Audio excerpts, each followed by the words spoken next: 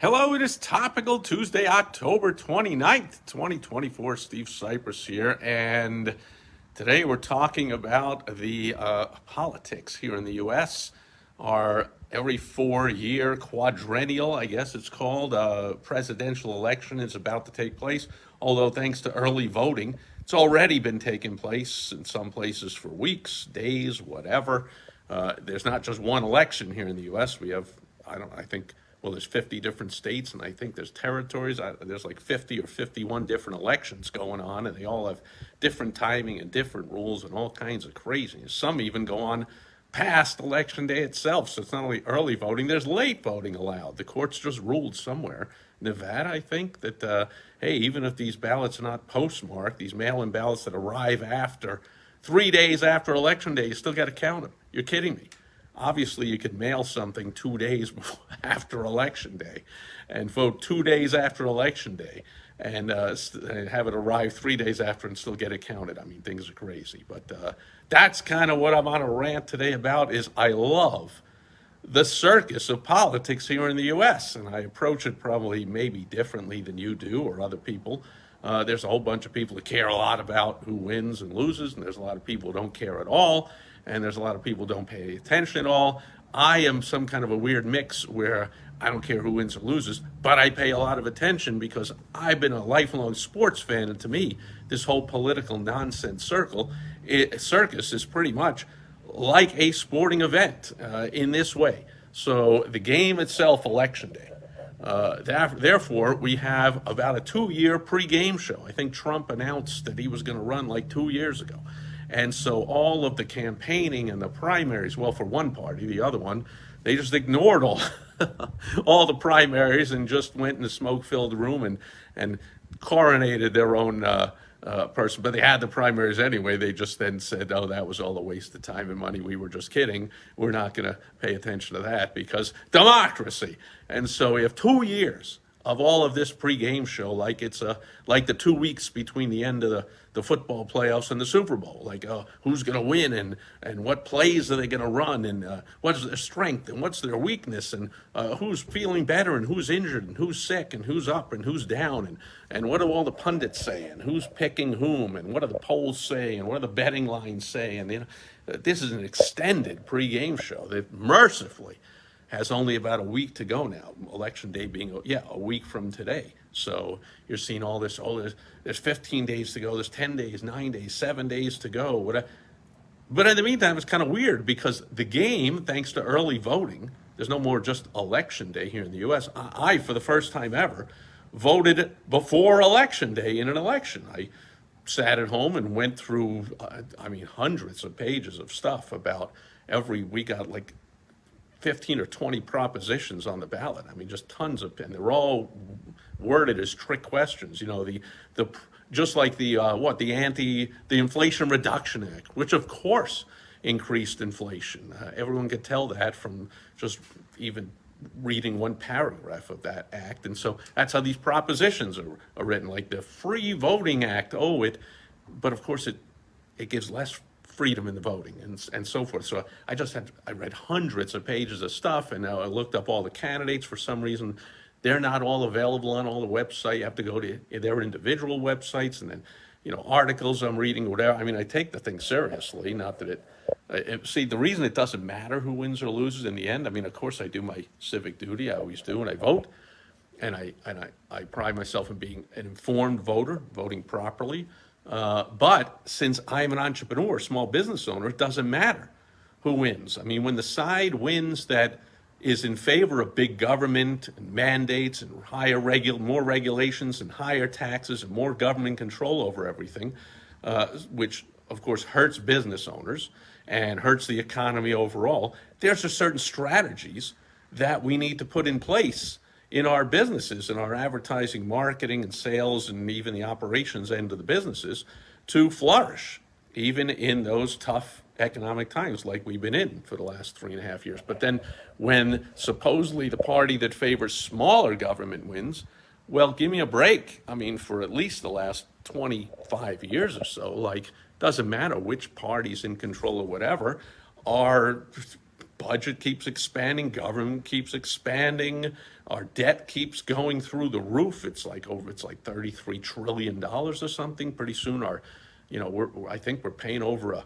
$1 trillion a year in interest. I mean, it's just so irresponsibly ridiculous. So it really doesn't matter which party wins or loses when that party's in office, and especially with Trump, taxes will lower, regulations will become less onerous. So that's great for business owners. That just means we put different strategies into place, because then the economy will be going much better and people will feel much better about spending money. So there's different strategies we'll use. So either way, small business owners who know what they're doing and are smart about strategy, or contact me or somebody else who is. I am a consultant, so I've helped people for decades through good economies, bad economies, to grow their businesses more than they ever thought they possibly could. So when you're doing that, you don't care who wins or loses, other just like, aha, I believe we have reconnected. I came inside my house and put my iPhone right up near the modem, and suddenly it reconnected. So I guess I'll end it quicker than I thought, but I am on a rant here anyway. So again, for small business owners, we're not at the whim and the mercy of the overall economy. We don't care, how many jobs are available other than needing to find workers, which it's been difficult in this crappy economy for years. But anyway, so I just approach it as, you want to root for your team to win, I want to root for my team to win, and in the grand scheme of things, does it really matter? The World Series going on right now, the Dodgers and the Yankees. Some people are rooting for the Dodgers, some people are rooting like crazy for the Yankees, some people don't care at all. And in the grand scheme of things, it really doesn't matter, right? Whoever wins, even if, I'm a Mets fan, even when the Mets won the World Series, did it change my life? No, I was happy for a little bit, but whatever. So that's how I look at politics. So we are about to have game time, but the interesting thing with this, I was saying with this early voting stuff, is that the pre-game show before election day, with all the what ifs and the who knows and the speeches and the rallies and the interviews and the statements and the press conferences and the whatever, all this is going on. But the game itself is already being played. So they're also reporting on early voting, there's this many ballots and there's this many that, there's this many that. And speaking of which, here in Maricopa County, where I am in the Phoenix Scottsdale of Arizona, we are once again the center of all embarrassment of the world when it comes to voting. And yeah, the world. The stuff that's going on here is, I don't even think it's third world country stuff. We must be at a new low of like a fourth or a fifth world country when it comes to our presidential elections. It's just total craziness. You got courts mandating that admitted non-citizens have to be allowed still to be on the voter rolls, even though it's a crime, it's a felony if they register to vote or if they vote. And however, they're going to vote. And then what are you going to do? Their vote is in, and now you're going to prosecute them and deport them, whatever. But their vote's already in. It's going to be counted. Here in Maricopa County, just had the release of a secret video someone took of a training session for volunteers to be in the polls. And somebody asked, what if somebody comes in with a stack of ballots? Because that happened during the primaries. And the answer from the person doing the training was, you don't do anything about it. Whatever. As long as they all got a signature on it, it's all good. What? That's ballot harvesting. When somebody brings in a bunch of ballots, you can bring in your family members' ballots. I took a couple of hours and filled out my ballot here. My beautiful wife, Michelle, filled out hers, and then I dropped them both off in the polling place. I can do that. It's not ballot harvesting to drop off my wife's ballot along with my own. But if I brought in a stack of ballots from a whole bunch of people, in Arizona, that's illegal. In other states, it's legal. Like I said, we got 50 or 51 or however many different elections going on with all different rules here in Arizona. You can't do that. And yet, when asked point blank, so when we see that happening, what do? You do nothing. And then does anyone do anything? No. You fill out a form. No one ever does anything about it. It's so cheating is occurring and is allowed, and we're not going to stop. We're not going to do it. Can you be any more clear how ridiculous this whole thing is? Then you have all these non-citizens. Courts ruling they have to stay on the registration voter rolls? Like, you got to be kidding me. Then there's this news, I think last night, like a couple of bags of early voting ballots that have already been counted in Miami just fell off the back of a truck, and you needed a concerned, honest citizen to like bring them into a police station. Otherwise, where do those go, and what's going on with those, and who knows what's going on with those ballots? I mean, there was just so much fraud. Then there's like this Lancaster County, Pennsylvania, all this fraudulent tens of thousands or hundreds of thousands of fake ballots, all filled out by the same person with the same fake address and the same whatever. Oh yeah, so I mean, here in Maricopa County, speaking of which, how ridiculous, we had that whole audit and recount that took weeks. I don't know if it was 2 years ago, 4 years ago, whatever, because I think we had a governor election 2 years ago. There was another complete filled with fraud, illegalities, shenanigans, cheating, whatever you want to call it. But they did this whole big audit, and they were like, oh, see, came out the same. Like, dude, the ballots were brought in illegally. They, came in on truckloads. Fake mail-in ballots were put in. Oh, the fake water main break in the middle of the night. These non-citizens voting, this ballot harvesting. Now you have also news yesterday of like somebody is torching drop boxes. I mean, these are unattended, unsecure, insecure drop boxes where I wouldn't drop anything I cared about. This is a vote for President of the United States and all the other offices, and yet it's not secure. Anyone can drop that in, and anyone can drop in a incendiary device, a match, a lighter, a thing of lighter fluid, and then throw in a match. I mean, they're just hundreds of ballots. Now, I think there's like some kind of tip, like they've got a suspect with a license plate or something, or an image of a car they think they might know. Here's the thing. If it's the side that pretty much always cheats in the elections, like, well, you know that. They always do that. But these are in real liberal areas, I think, although they got contested congressional elections, I heard. But if it's the Republicans, I'm like, congratulations. I got friends who are Republicans. I've been laughing at them, telling them for years. I'm like, dude, you keep complaining about all the cheating going on by the other side, but until you learn how to out-cheat them, until you actually do out-cheat them, you're never going to win an election. But they harvest the votes illegally. No one ever does anything, so take the hint. Until you start harvesting votes yourself, how about you go to the senior center, and you go to all the rooms, and you pick up 300 ballots from people that don't even know what day it is, can't even recognize their own kids, and you just scoop up all those ballots, and you do it before the other side does, and then you fill them out the way you want, and you bring them until you start doing that stuff. So if it's some Republican who is torching these ballot boxes, well, congratulations. Until you out-cheat the other side, you're going to lose every election. They're just going to keep out-cheating you. So to me, the whole thing is interesting, fun. Again, as far as the pregame show before Election Day, although, like I said, it's election month. Your election's already going on. So they're talking pregame, but they're also telling you about the game already going on. These votes are already counted, and this many people have already registered, and this is already happening here and there and whatever.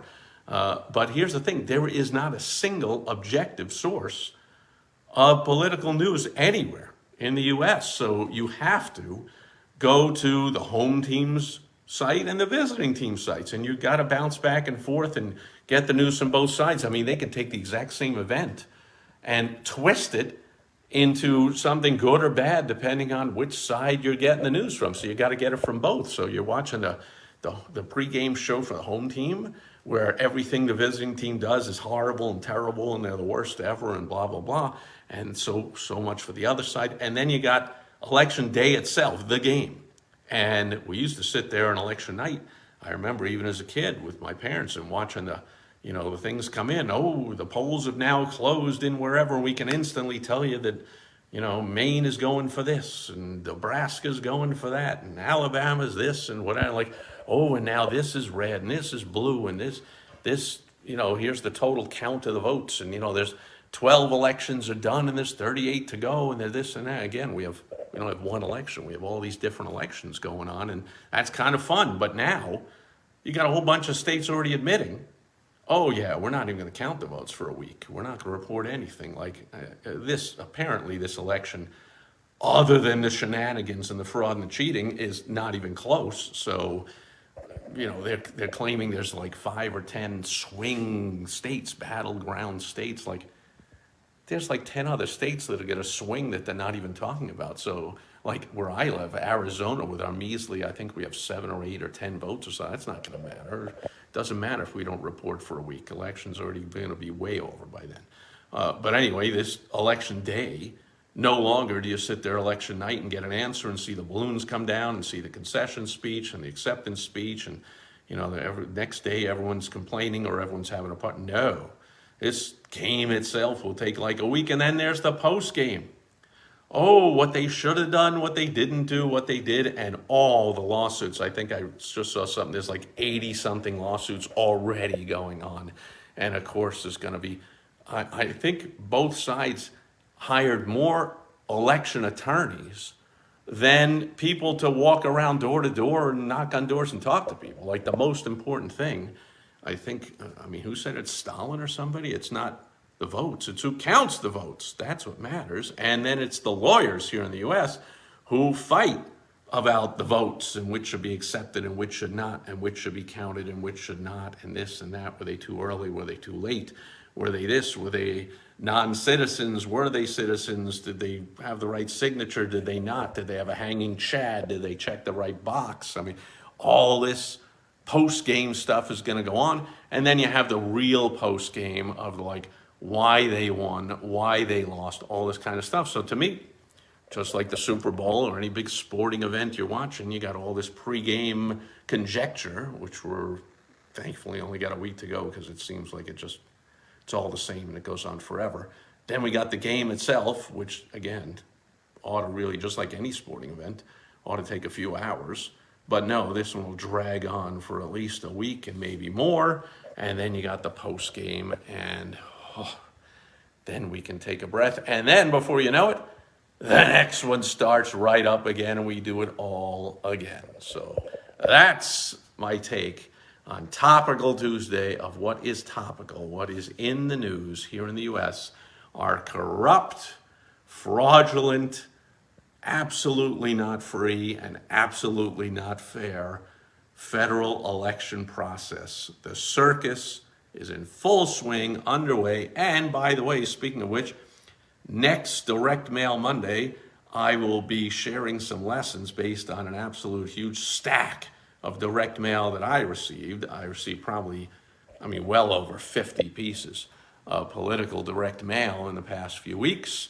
And if you don't know, if you haven't heard me say it before, I answer every survey differently. So I am on every list and I get direct mail from every candidate and everyone, and the text messages, and they all think that I'm on this side or I'm on that side, and I love this candidate and I love that one. Nobody knows. It's a secret ballot U.S. I'm not going to tell you.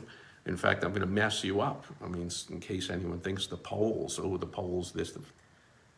You're kidding me, right? Anytime I'm called for anything or polled on anything, I just mess them all up because the whole thing, like I said, is a circus and it's fun.